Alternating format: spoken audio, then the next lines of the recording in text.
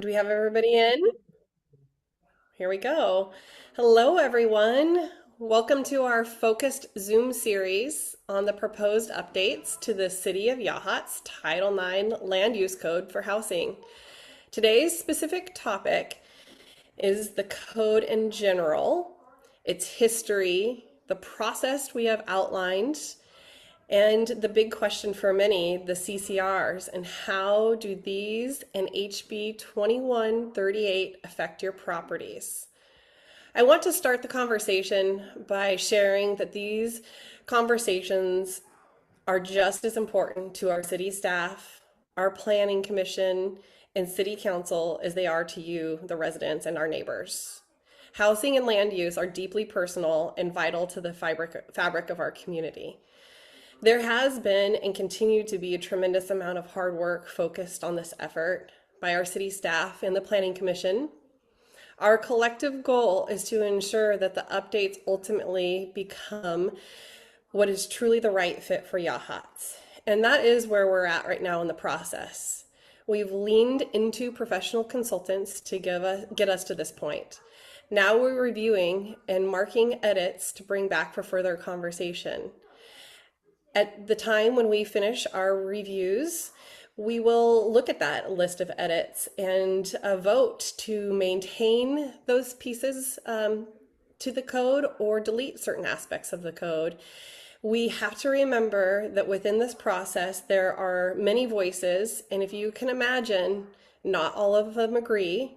So the Planning Commission has a big job to weigh the input they're receiving from the community and for what they truly believe is the best solution.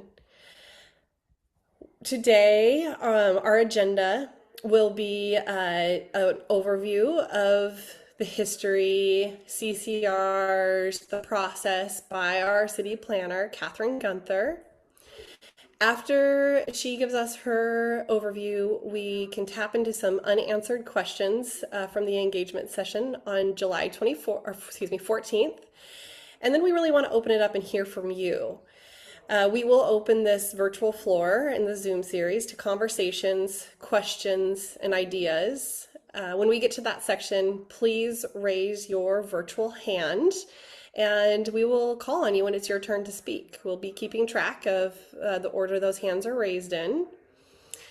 We do really want this to be a productive and meaningful conversation, so I will put out a couple ground rules for the time. We want to make space for all to be heard, so let's ensure that we do that and make room for people to speak that maybe haven't had the opportunity to speak yet. We ask that everybody's respectful, that we're here to learn from one another and have a genuine conversation. We ask that you share your thoughts, your concerns, or questions in a way that can help us grow and evolve rather than simply quashing it. Let's focus on constructive solutions. And finally, let's keep the conversation topic specific. We have 7 more Zoom series, each with a specific topic. So if there's something that comes up, we might ask for that to come back at a future Zoom meeting if it's not really relevant to today's conversation. So thank you for your partnership in this process. It's important. It's important for your engagement and for us to be listening, and we truly are listening to your voices. I want to turn that over to you now, Catherine, for an overview and history of the project. Thanks, Bobby. I'll try to keep this kind of short because I want to leave plenty of time for questions and I could talk about this stuff all day. So feel free, Bobby, to say wrap it up if I'm going on too long. But I am hearing some sort of recurring questions or just confusion about how we got here, why we're here at all, what the heck we're doing. And some of this started back in the 70s when state of Oregon made some pretty bold decisions about the land use process in the state.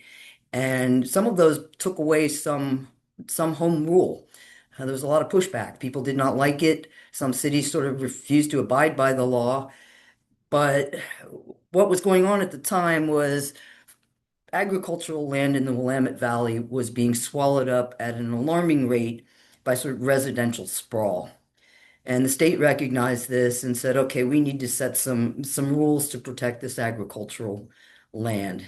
So the first thing they did was to establish a agricultural conservation zone, set at the state level, controlled by the state.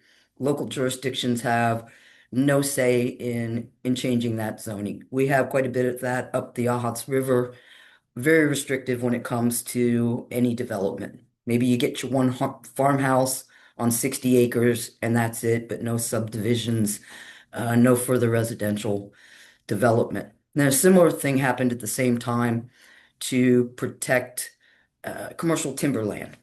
So that's the timber conservation zone. People hear that and they think, great, I love trees. Well, it's not really designed to protect trees, it's designed to protect commercial timberland. We're also surrounded by that.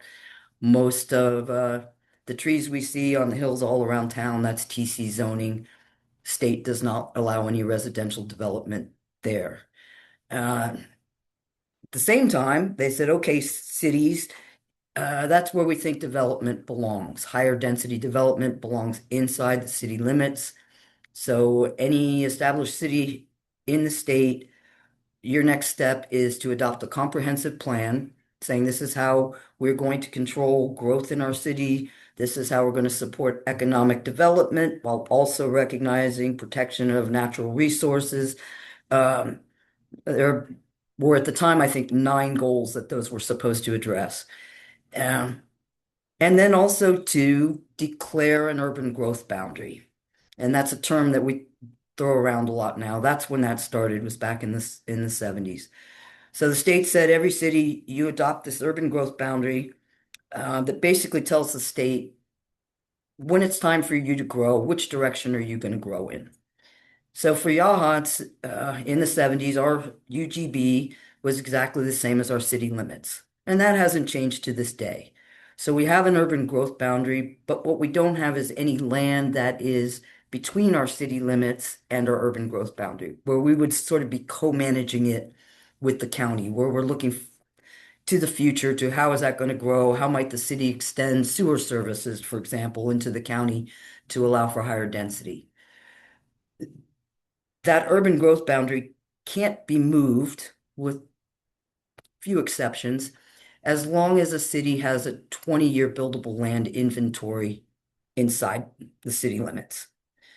So the start of this process with Cascadia Partners was that there was funding available for us to calculate that. It's a term that's batted around all the time. It has a lot of meaning in planning, and we just didn't have that number.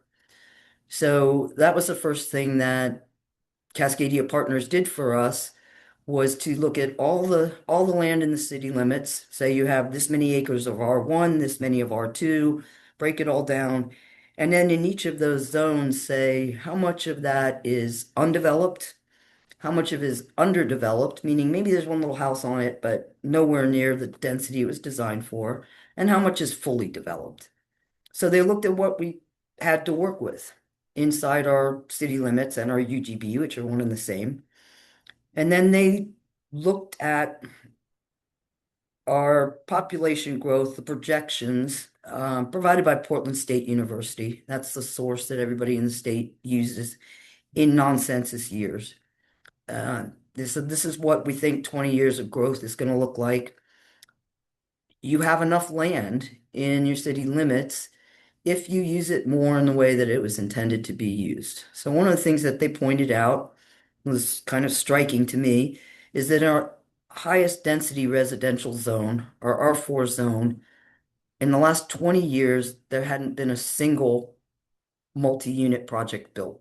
So we'd used all of that for single dwelling units, what we used to call single family residences. So that kind of makes the math hard if you say, yes, you have all this land that's zoned for this kind of growth, but there's no, we don't require that people use it that way. So that led into the housing needs analysis. What are we lacking? What needs to be built in the next 20 years, ideally, to meet our needs, not just in terms of growth, but also some socioeconomic diversity, so that not everybody who moves here needs to pay $750,000 for, I'll say, single family home, but single dwelling unit. So trying to find some other options, some smaller homes, smaller lots, maybe a little more density. So the housing needs analysis sort of showed us how that might break out. Um, Confirmed that we are very rich in R1 property, not so much in the higher densities, and that we don't require people to build to any sort of minimum density. So we could continue to eat up those R3 and R4 uh, lots with large single dwelling units. So out of the housing needs analysis, the next step, and this was grant number 3, and I want to stress all of this was done through grants from Department of Land Conservation and Development. So the city's contribution was some staff time, but basically this was all funded by the state. So the next step was a housing implementation plan. So to sort of put those two things together, here's your buildable lands inventory. Here's what we think you need in terms of housing in the next 20 years. How do you implement that into a plan that actually works where you can meet those housing needs? So that's how we got started with this. The draft language didn't just come out of nowhere.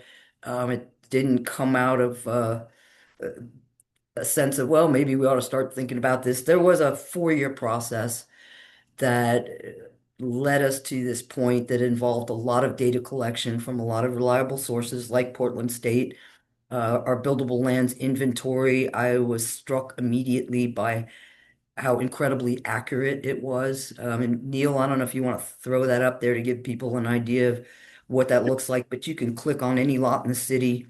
You can see what it's zoned for, how it's been classified in terms of underdeveloped, fully developed, or some room to grow. So really useful thing for me. And um, so now here we are. We're in sort of the housing implementation plan phase, and we're still sort of in the early parts of it. Sorry, it's in that link that there you go. Um, and I just lost. So, uh, yeah, we now have this draft. We've been kicking ideas around for a while. I know there's a feeling that maybe more community engagement is needed, and I commend Bobby for this Zoom series. I think I hope people get a lot out of it. Sometime in the next several months, we will actually enter the public hearing phase of this. So the Planning Commission will say, we have a draft, not that we think we're done with, but that we're ready to take into the public hearing phase, where we start sort of doing the state mandated public engagement.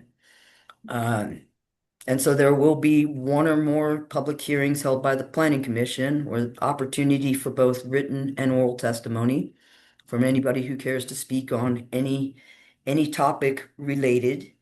And then the Planning Commission will make a recommendation. They don't adopt anything. They make a recommendation to City Council to either, it can be anything from adopt the draft as it is in its form today, which I am not hearing, to scrap the whole thing. Um, then council takes it from there. They start their rounds of public hearings. Same process, opportunity for public input, both written and oral, series of public hearings, and then ultimately, uh, council votes on new language. Um, so that's where we're at. It's unusual that we've had this much talk about something before we even get to the state mandated engagement part, but it's a complex topic, and I think it's totally appropriate. And I hope people do get a lot out of this. That's my pitch. Did we lose Okay, Bobby? I accidentally turned my video off to holler at my child. Sorry. Oh, that's allowed. And thanks for muting. I don't know if you just want to sort of throw it open to questions or if you had Yeah, more I think comments so. you want to add. I think we do have a handful of questions in this kind of realm of category that weren't answered during the July 14th session, but I imagine that they're going to be very similar to what folks on the call right now would have. So I think we should just open it up, and if some of these don't get touched on, we can circle back to them. But before we do, Catherine, there is one question that I would like you to take some time to talk about, and that is concerning the interplay of our current zoning, proposed changes, and the deed restrictions, the CCRs. And do Yeah. the state rules override height or other restrictions that private deed CCRs might have? For example, like Driftwood Lane. Yes. Um, yeah, so this is a question I'm getting a lot. We have quite a few subdivisions here in Yachats that have these private deed restrictions, also known as covenants, conditions, and restrictions, or CC&Rs. Um, those are private deed restrictions. It's a contract between neighbors, basically. If you buy into one of these neighborhoods that has rules that are more restrictive than our local code, you are agreeing when you do that to abide by those rules of the neighborhood. So the Ocean Crest subdivision, which is 7th Street to Marine Drive, you go, Neil, that's good. Um, and 101 to the ocean. Uh, all the residential lots there have a 16-foot single-story height limit, whereas our city code says you could go 30 feet high. So at this point, and going back for as far as these things existed, those CCNRs were recorded in the 50s. The city doesn't have the authority to enforce those. So if somebody comes in with a building permit application and they say, I want to build taller than the 16 feet, the only thing the city can do is enforce the city code. Now, I'm going to tell somebody, okay, but prepare to be sued by your neighbors. And it's happened. It happened in this particular neighborhood. It happened on Driftwood some years ago. Um, but we can't enforce those. We're not a party to those deed restrictions. Nothing about that is changing. Uh, what has happened that I think has got some people's heads spinning, the state within the last year, initially they said, okay, all you subdivisions with private deed restrictions, if there's anything in there that is more restrictive in terms of density than your local code, that's no longer enforceable.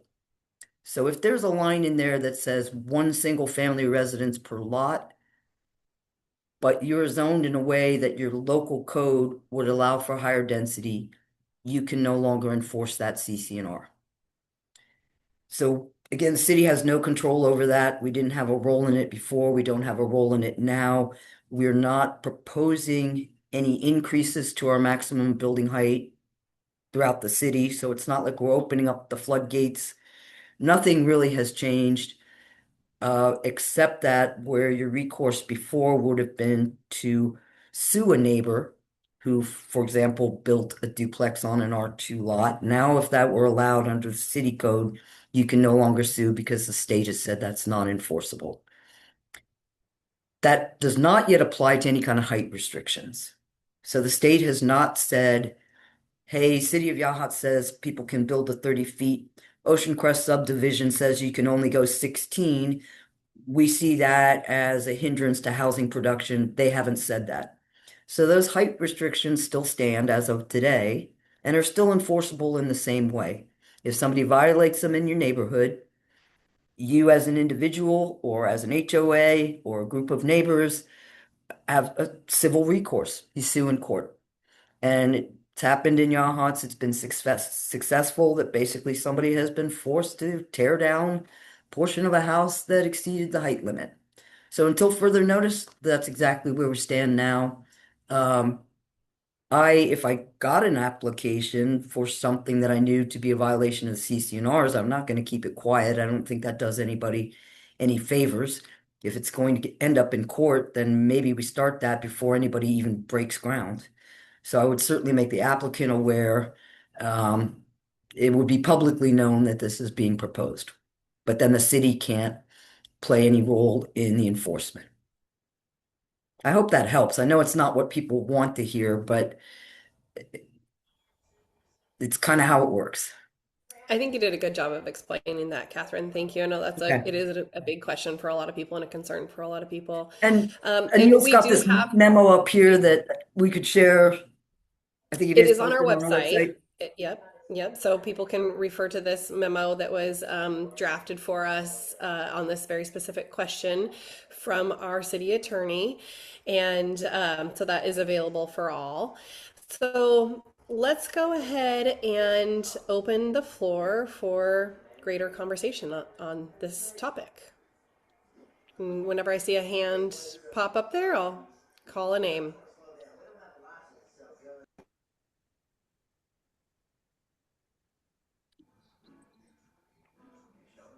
If we don't see a hand pop up, I have a couple more questions Yeah. that were Oh, fresh. Oh, there's Lauren. there's Lauren. I knew we could count on Lauren. Really, I am sorry that that's the case, but you're Not at all. No. In fact, I told you yesterday when you tried to ask a question, I said, "What are you doing at 3 o'clock tomorrow?" So I would have been I know. disappointed if you didn't come back. You set me up there, Catherine. I did. All righty. So, once again, I have a bunch of questions, and once again, I do want to give a chance for others. So, hopefully, I'll be able to see if other people put up their hands and take that as a cue that maybe I should let others ask some questions. Um, I'll put my hand up, Lauren, if I see somebody to.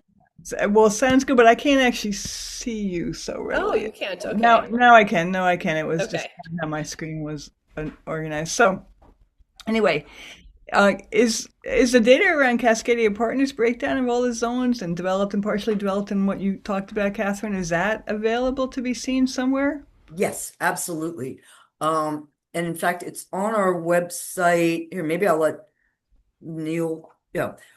We tried to gather all of those documents. It was getting a little unwieldy, so I'd asked Neil to sort of take the final deliverable from each of those phases and put it somewhere. So this is under is it under the housing tab?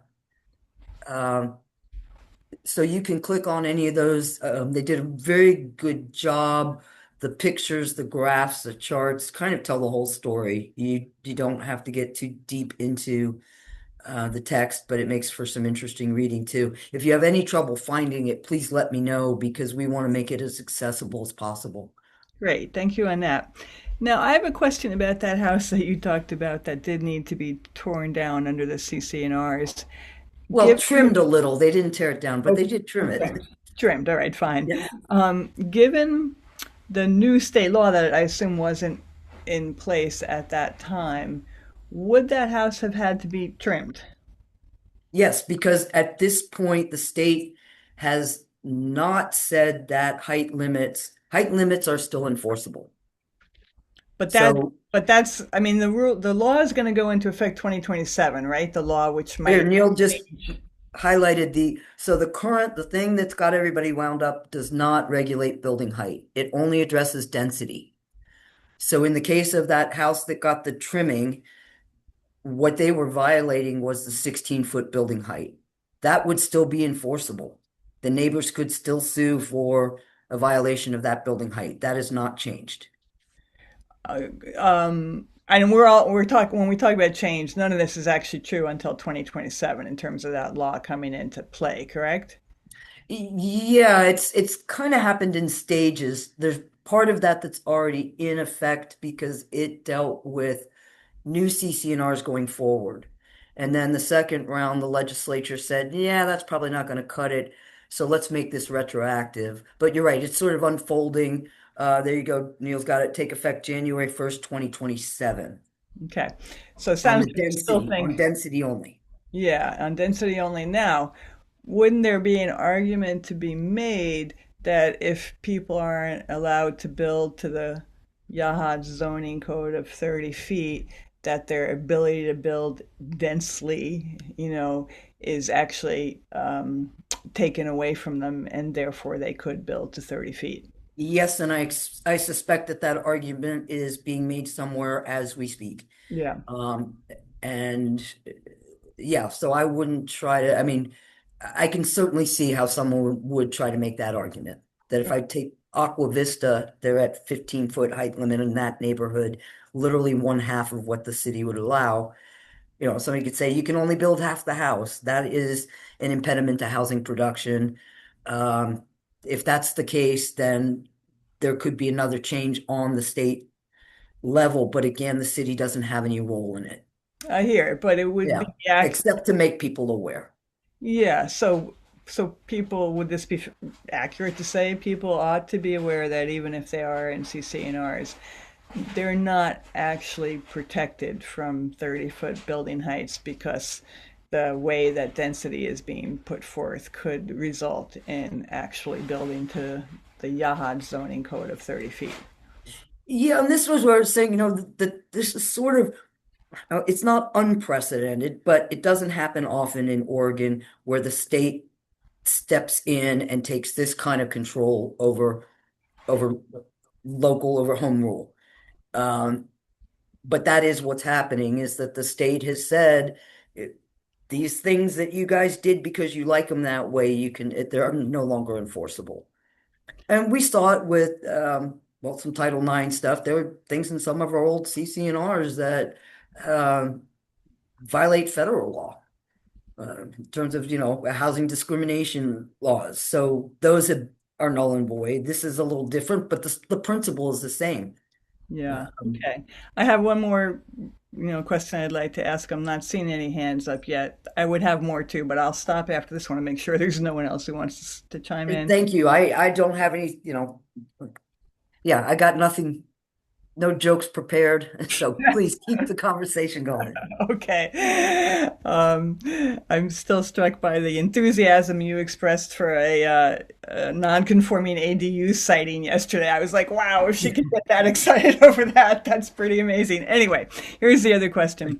Um, do you have a likely time frame for when the Planning Commission is in fact going to vote on the draft to take it the next step to the DL, whatever it is? Yeah, let me tell you how that works. I'm hoping that we're getting close. It's obviously something nobody wants to rush into, but with the understanding that it really is just a draft, that then there are any number of modifications that can be made um, after that point. But so at the point where the planning commission says, okay, we've removed all the stuff that we don't think belong in there in the first place. Here are some things that we think there maybe needs to be further discussion of. They got it to the point where it feels like it's time for them to sit down and deliberate on the topics that maybe there's not consensus on. So when they give me that signal, I upload it to the Department of Land Conservation and Development's post acknowledgement planned amendment site. So anytime we make a change in our code, that state agency has 35 days to review it to make sure that there's no violation of state or federal law, that we're not doing something that we can't do. So they're not going to look at it and say, hey, Yahats, we think this is a great idea, or, we don't like this part. They're just going to say, what you're doing here, they are within your rights on the local level. So can Uh, you help me understand, because you're not giving me an actual time frame, but I do hear you saying So we're I'm hoping sorry, now to maybe I'll accept. speed it up. Let me just finish that thought. So Okay. if they decide this is a draft we want to go forward with, I send it to DLCD. They have 35 days to review it. When I do that upload, I also enter our proposed first public hearing date. And it has to be 35 days after that upload. But so that's when we would have a specific time frame. So if, for example, if in the August Planning Commission meeting, if they said, you know what, we're ready to go to call this our working draft, I would not have 35 days between that meeting and their September meeting. So the first proposed public hearing date I could give to the state would be the October meeting. Well, so what I'm having a hard time understanding is how it could even feel like, well, I guess I don't understand why with topics that there isn't consensus on, you would want to have it already so far down the line in terms of the only way to relate is public hearing rather than continue to work it out within the planning commission and come up with something that, might be more refined than what looks still like a wholesale approach to the change of codes for me. And, I haven't yet in my observation of planning commission meetings seen actually discussion about like the larger view and how this code maybe does and doesn't do that, and how what the costs and the benefits are. So I keep feeling like, wait, people are giving input, but I'm not seeing the planning commission take that input and discuss that input. So it starts to feel like I don't know, I just don't understand this process. So maybe I certainly hope that you see exactly that, exactly what you're expecting when we get into the deliberations. So the point of the exercise now is to make sure that everybody who's going to weigh in on this really understands what it is that they like or don't like, what they think they need more clarification on. So this painful line by line process we've been going through is not necessarily to deliberate at that point, but to make sure everybody understands what's being proposed. And it's unusual that we do this much before the public hearing process. But then when we get into the public hearing process, there's no time limit on that. If, let's say we do get to it by, what did I say, the September meeting, and those October. guys go back and forth for hours. And they say, we barely, after the public input, we barely had a chance to talk about it. Let's continue this to, and they set a date for the next public hearing. They can have as many of those as they need. And that can span as much time as they need. So it's not like let's go in this room then and, hastily vote on something. Where the deliberations, the kind of dialogue you're talking about, where that needs to happen is sort of in that public hearing process. It really can't happen much in the work sessions. The planning commission can't make a motion and vote on it, for example, in a work session. So they can do some talking about it, but no one can say, I move we strike this line.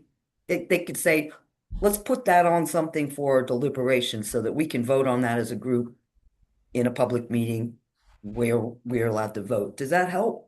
Well, I find the use of the word deliberation to be very confusing because, like, to me, deliberation means that there is conversation back and forth and things are together considered. But as I understand the public hearing, and please correct me if I'm wrong, there will not be any conversation that goes back and forth. There will be a code that apparently the planning commission wants to have enacted, and then people will get a chance probably to speak for I don't know what, 3 minutes or 5 minutes, kind of into the void, and then that will happen and that will happen, and then who knows, what will happen next. But that's what's been happening already. People, giving input, and then you don't see in the planning commission that input being taken in such a way that they're now considering, well, does the code make sense in this way or not? Might we want to deliberate about this in this way or not? So, It's kind so of on that, maybe you will. So you are absolutely right that if you give oral testimony in the public hearing, you better not have planning commissioners responding to you there. Hopefully, though, you're not talking into the void. They might not talk to you, but they might talk about you. It'd be completely appropriate in the deliberations for a commissioner to say, that testimony that Lauren Castellino gave really has me thinking about the impact of this on this particular um, aspect of this. So otherwise, I don't know what the point is, right? If this isn't being heard, if it's not being considered, if people already have their minds made up, then we're just going through the motions just to satisfy state law, and that would be very disappointing to me. And I don't think that's what you're going to find. So I So I'm hope going to that you jump do in. hear. Okay. And Lauren, thank you very much for some really good conversation, and we can continue this. But I do want to just do a check and see if there's any other questions because we have about a half hour left, and so I just want to make room for some more questions. It looks like Sue's hands up, and definitely keep some more of those thoughts there, and we can come back to you if there's more. So Sue, go ahead. Okay. I have a couple things. Catherine, how many, Oh, sorry. that Sorry, I accidentally meant to mute myself and I is unmuted Sue. not I'm not the tone we sorry. want to send, Bobby. I'm sorry. No, Sue's muted. There we go. Okay. We got you, Sue. Thanks. we will remember that, Yeah, Bobby. right. I am sorry. I meant to mute myself. Um, how many of the neighborhoods that have CCNRs are zoned other than R1? Do you happen to know that? I know I could sure we know that Aqua Vista is. here if you bear with me. I compiled a list. We have a lot more subdivisions than most folks realize. Um, Let me see if I can do this real quick here. Just give you a quick count. Um, That have CCNRs. Correct. Okay. And some of them are, what do I have? One, two, three, four, five. Okay, so I've got a list of, it looks like 43 subdivisions here that I'd kind of been playing with. Some of those, the CCNRs, are basically no pigs, no cows, no chickens, no outside toilets. They were written before the city had any codes. Um, so, yeah, they're still there, but they're kind of meaningless since the city standards are stricter. The ones that have, almost all of them have that one line that says one single family residence per lot. That is pervasive. So that's where the state has weighed in. Only a handful of them have height limits that have been enforced. So Aqua Vista that we mentioned, they're at 15 feet. Ocean Crest at 16 feet. Aren't they R1? Aqua Vista is R2. Sorry, I forgot that part of your question. Um, eh, Aqua Vista is R2. Right. Are there any other R2s? Are there any other CCNRs that have height restrictions that are not in R1? Do you know of? Not that have been upheld. How does that work? So there were some that were written that were violated so many years ago Okay. that they're no longer enforced. So no, So, that is a true statement. so what That my, so what my interest is that, um, they are concerned about height limit and density, and they seem to be one of the very few that have CCNRs that are not in R1. That it seems like if you could boost these folks up to an R1, they would have better protection and their CCNRs would have better protection than an R2 because they won't have as many, hopefully, restrictions. R1 and R2 might still have a chance of being different somewhere down the line. Yeah, so Um, I talked to a group of about 20 residents from Aqua Vista. We all got together and spent a couple hours a week or two ago, and that was one of the questions that came up was about petitioning for a zone change. And I, explained the process. It's definitely something any citizen of Yachats can do that. And years ago, both Lemwick and Coolidge Lane had themselves down zoned. right. Um, so it's been done. The concern I expressed to the Aqua Vista residents, the loopers as they call themselves, is that until we know what those R1 standards are going to look like, they don't really know what they're Yes, they opting do, into. because yes, they do. They will obviously be better than R2. Flat Well, out. They will be and better so than that's R2 no matter what. and I won't argue that point with you. They understand the process. If they want to get together and petition Okay. for a zone change, that is absolutely an option. At this point, the state has not said that that can't happen, and which is also, they haven't said no down zoning, even Okay. though it is potentially a way to sort of game the system if they're trying to create higher density. There's no rule against it right now.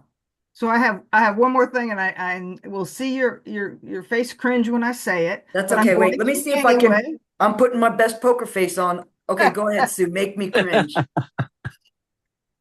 If there were no changes to R1, then the city would not have any concerns with anybody who lives in a CCNR community because everything would stay the same. So in terms of working on getting your other changes happening in town or getting more changes in town, If R1 was left alone, that would mean that most of the CCNRs people that are having those concerns would also go away because they'd be under the same existing codes as they have now. That is just an Let me, observation, and you know that my whole um, thing is I think there should be a residential neighborhood in this community that stays a residential neighborhood. so Now if go. I I'll understand shut it up. correct, no, so yes, you are right.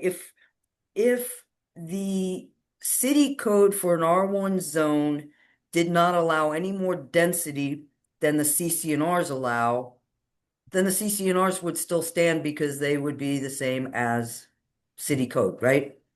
So if Yes, we said nothing but single dwelling unit in R1, and that statement in the CCNR said nothing but one single family residence per lot, you would make a lot of or, people happy. well, but the two of them would be in agreement. So it's not so much that yeah, the two would be in agreement. There would be no conflict between the two. The same, not true for height, because the same has never been true for height, right? I understand that. Yeah. And I've been in that house, boy. I can't imagine.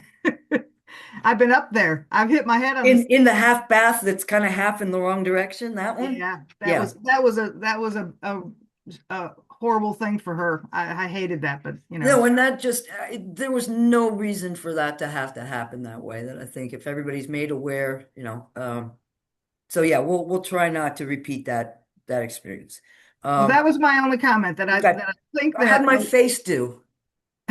okay. Okay. That I think that if you left our one alone, which is my handle, and that would again make a lot of people in our ones, all the CCNR folks, a huge amount of this community would take a deep breath.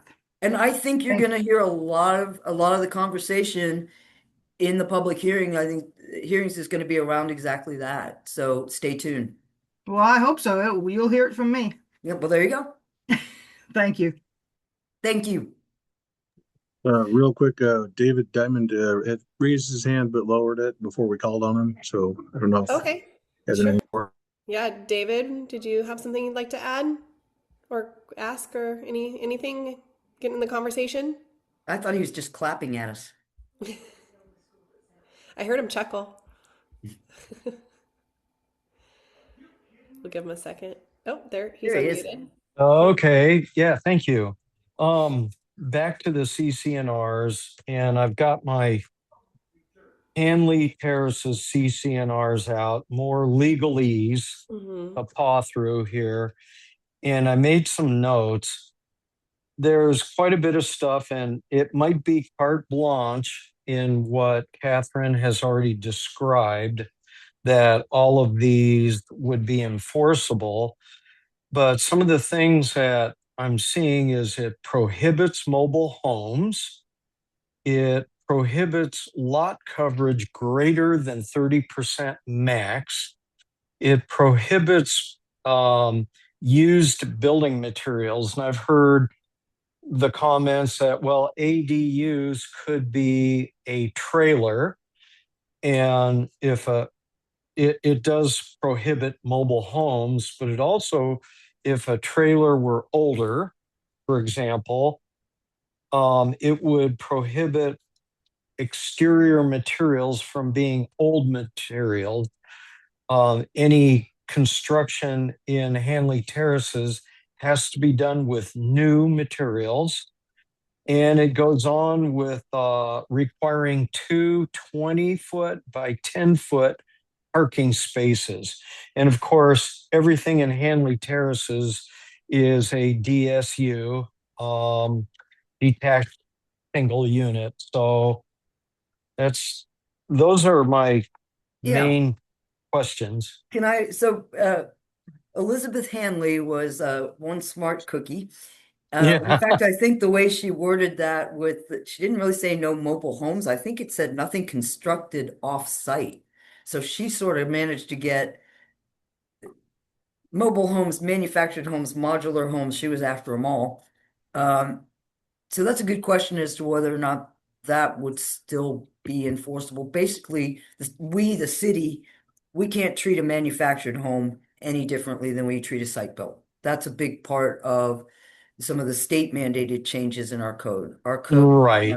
we have a whole bunch of things that we say, you can put a manufactured home on your property, but if you do, you've got to do all these things to sort of dress it up so we don't have to know it's a manufactured home. State says, Just for clarification, um, under building requirements, number 2, structure, item D on my CCNRs, it says Hanley Terraces is designed for permanent home construction. A mobile home will not be considered a permanent home construction, regardless of type of foundation. Therefore, a mobile home will not be allowed in Hanley Terraces as a permanent home. so a mobile home, so back in those days, uh, mobile homes and then manufactured homes and manufactured dwellings have two very different meanings. So some of those, a mobile home, a trailer, something that now the state classifies basically as an RV, we don't allow it either. So no problem there. Um, Anything that's going to be an ADU needs to meet the small home specialty building code. So it can't be an old trailer that you set up on jacks in your backyard. Well, my comment there would be, and I do have some past expertise in this since I was Right. on the Building Codes Division Manufactured Structures Advisory Board for years. And whether I liked it or not, I heard all about this, but it would be an allowed home if it had a HUD label that were in effect during the date of manufacture of that mobile home. So unless that's changed, and I have to admit, I haven't looked into that, but at least back in the day when I served on the Manufactured Structures Advisory Board, um, you could consider a mobile home from the 1960s, provided it had a HUD label, um, as a legal dwelling. So we had a few of those in town that were sort of grandfathered in. Yeah. But I don't want to get too far into this because it's a pretty specialized topic here. But basically, I get a lot of questions too about tiny homes. Like a tiny home could be classified in one of several ways, depending on how it's attached to the ground, right? So we're not proposing a tiny home on wheels or a tiny home sitting on a trailer, but if a tiny home is put on a permanent foundation, then that becomes something that meets our local building codes. So there's a similar sort of area with when mobile homes, forget it. That's old terminology. You couldn't buy a mobile home now. A manufactured home, slightly different story, and we can't really discriminate against them anymore. That's what the state has said, that they meet um, all the same building codes as site built, and that you can't have standards for those that you don't have for a site built home. So I don't know if I want to get too much more into it than that. I don't want people walking away with the idea that somebody's gonna, I don't know, be living in a modified trailer in somebody's backyard, because that would not fly from our county building official would have issue with it after I had issue with it. So, Catherine, real quick, just to kind of like sum up what I gathered from his question, would the new state regulations, House bill that is coming out in 2027 or is going to be in effect in 2027 have any weight over, or would it remove any of those allow our current regulations in his deeds restrictions that say that they can't have a mobile structure, mobile home structure? So a Is there mobile home, and anything? that's why I really want to distinguish between a mobile home and a manufactured home. So Yeah. a mobile home, we're talking about the old things in the 1960s, and David mentioned the HUD labels. Hmm. The old ones, aluminum wiring, never you couldn't buy one, you couldn't place one anywhere anymore. We just had our last one here in town torn out a couple of years ago. So that's kind of not an issue. Manufactured homes, which meet all the same building standards as site built, different story. What the state Those has are said is different that things than in this that are being referred a to. manufactured home is not a mobile home. Yeah. Okay. What the state has said as is that we, the city, can't have standards, design standards in essence, for manufactured homes that we don't have for all homes. What they haven't said yet, they have not overruled these kind of CCNRs if a Blackstone says no manufactured homes. Doesn't say no mobile homes, but it says no manufactured homes. Um, the state has not yet said you can't do that through a private deed restriction. Okay. Okay, so do we have any more questions before we wrap it up? We're at 3:50, so we've got 10 more minutes. We got time for one more question probably in there. I can queue up one of the questions from the event if we don't have a hand that pops up here. Okay, pick an easy one. It's Friday. Okay, I'm still not seeing any hands, so I will I'll grab one here. What about enforcement of any, or what about, sorry, excuse me, why not create incentives for short-term rentals to become long-term rentals? I don't know if I'm the right person to answer that, but um, yeah, I don't know. Why not? They're definitely that's something we are peculiar in the sense that we have a extremely high rate of second home ownership. And that was one of the things that anybody doing this data collecting in the last couple of years sort of said, wow, um, we don't often see second home ownership up there in like the 60+% uh, range. So yeah, that is one option, is to try to find creative ways to use the homes we already have in some way other than they're being used. Um, Other And they, cities have I have done another things one like for the you. vacancy tax, where basically you pay for the privilege of not occupying your home full time. And then the money collected from that is used in other ways to help meet housing needs elsewhere. And I want to be very clear, any vacancy tax discussed by us or any other city is not a tax on bare land. It's a tax on a home that is not used as a primary residence. So that is an area where, this is more a city council policy decision, not so much a planner kind of land use thing, but just speaking as resident of Yachats, yeah, that's those are the kinds of things that we should be talking about just because we do have such a high rate of absentee ownership. And I see the other Catherine is going to take it from there. You're muted, Bobby. I do also have one more really good question that I think that you should answer in this session after Catherine asks hers. Can you hear me? Yep, we got Yes. you, Catherine. Okay. I have a question.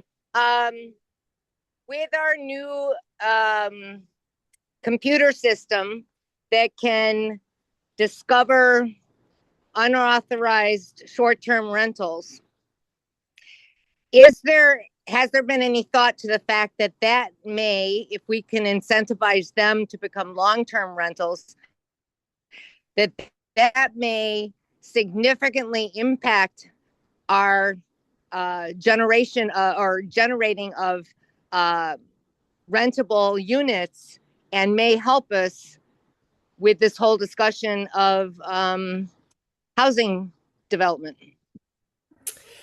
I think it's going to be really interesting to see what becomes of the findings of from that system that we're putting in place. And just for kind of a overview for people who maybe haven't heard this yet, the city is signing up for a new software called MuniRev, and it will basically be constantly searching all of the rental listing sites like Airbnb, Vacasa, any of those for homes that are being listed as short-term rentals or being advertised as short-term rentals that are not licensed with the city. They'll flag those for us. We will verify and then contact them with a letter stating that they're in violation of the code, and that would be a great opportunity to connect with them and talk with them about potentially being a long-term rental versus short-term rental. And it will be interesting to see how many of those pop up. I'm sure they're out there. I don't know how many though. And I think that maybe $1,000 a day is the fine for any day that they list the short-term rental after they've been notified. So that might be waiving that fee might be a great incentive for them to be a long-term rental, become a long-term rental. So that's definitely something to discuss and to learn as that unfolds. Catherine, I'm going to give you this last question because I think it's a really good one. Market rates have created the current situation. Why do you believe this zoning change will not perpetuate the problem? Oh boy, my father, the economist, is saying, get this one right. Um, well, so there are a couple things. I keep hearing that, there's no guarantee that any of these things that are being proposed will result in less expensive housing. Um, Now that makes no sense to me. With my realtor cap on, with my a smaller lot, if I buy a 100 by 100 lot and I can only put one house on it versus three houses, my land value for that one house it's fixed. The cost per square foot of construction, same thing, smaller is cheaper. I don't know that market forces here. Well, I think what's driving prices is scarcity. And when we don't have that kind of scarcity, we've seen homes here, you couldn't give them away at times when there was no demand. But when there's demand, price is driven up. And sometimes the math on that doesn't make any sense. I look at what people will pay for a house. I say, wow, I could build that for $350 a square foot, and I could buy that lot for $100,000 and somebody just paid $1 million for it. It doesn't make sense. It's over and above the cost of the replacement rate. So I don't know that it's as simple as some people are making it out to be. Smaller lots, smaller homes, inevitably smaller price tags, more flexibility in terms of that some of these things just don't pencil out. Nobody wants a 4,000 square foot. I shouldn't say nobody. Few people here want a 4,000 square foot home.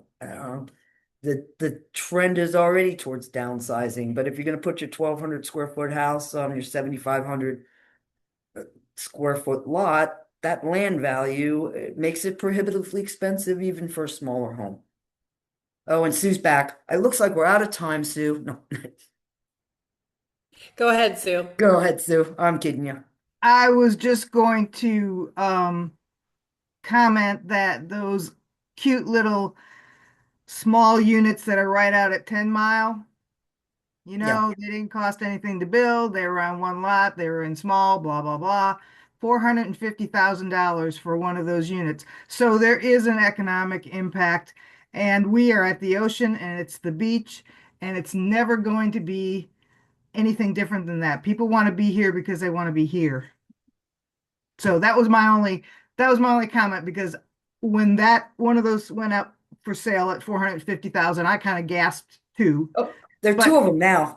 You could buy a and they pair of them. and they will be sold for that. Yeah, they I will. promise you they will. So you build a cottage cluster down, and there's no bad lot in Yachats. So you build a cottage cluster downtown and you put in 4 cottages. Those cottages are going to sell for $400,000 a piece, and they're not going to catch a middle income person. They're going to get me when I want to live off this hill and down in the flats. So that was all. Well, and I would say there's that scarcity thing comes into play with our oceanfront property. Oceanfront's always going to command a higher price because we're not making any more of it. So there is, those are kind of you can't find them just anywhere. It's still, I have to agree, Sue. It's shocking to me that people will buy an oceanfront shoebox for 450,000. I'll leave it at that. Okay, I'm gonna wrap us up here. We're just about 4 o'clock on the dot. Thank you very much for participating with us today. The questions, Sue, Lauren, David, really appreciate you guys contributing with your thoughts and questions and making this what it is meant to be for conversation. And we do recognize that during the planning commission meetings, you are speaking and saying your two cents to the commission. They're hearing it and they're thinking about it, and it is going through their mind as they're thinking about the code. It's not speaking into the void. They're hearing you. And it's apparent as we're going through this line by line review that they're hearing you and they're thinking about these things, and they're going to, there's concerns that have been brought up that will be further discussed when the opportunity arises in a regular meeting coming up soon. We are going to continue these Zoom sessions. So please continue coming and please keep providing questions. Think about more. Lauren and Sue, I know you'll have more next week for us. I do appreciate those. I think we've had some really good conversation based off those today, and people were probably also have similar questions or thoughts, and it's a good opportunity for them to get those answered as well. Next week, our Thursday afternoon at 3 p.m., so it's July 30th, 3 p.m. is our next Zoom, just like this, and it will be focused on duplexes in the R zones. So we will have our planning commissioner chair, Mark Sakamoto, Catherine Gunther, city planner, and myself here to talk about that. We'll again do a brief overview of where we're at in the discussions with those specific items and open it up for conversation just like we did today and yesterday. So thank you very much and have a lovely Friday. Bye, everybody. Thanks, guys.